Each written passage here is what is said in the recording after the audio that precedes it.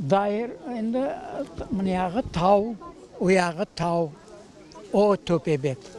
Бұяқлар енді бақша, жылған іші бақша. Енді ұяқ тау, отдельно тау, дайыр, бұяғы да тау, ұяғы да тау.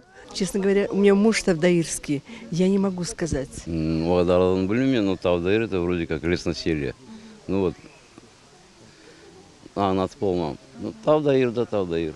Тавдаир мен белесем, оны өзіңіз көресіз, мұнда бек бұл дағлар етегінде ерлешкен, дүлбер ер олған.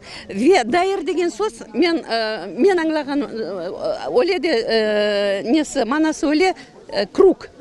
Демек, чевре четі дақ, чевре четі терек, ве оны içinde дайыр. Тавдаир. Демек, мұна бөлек кой. Мен белесем өле. Ама дайыз кәдін шынды Нариман Hoca айтты, дайырлар олған.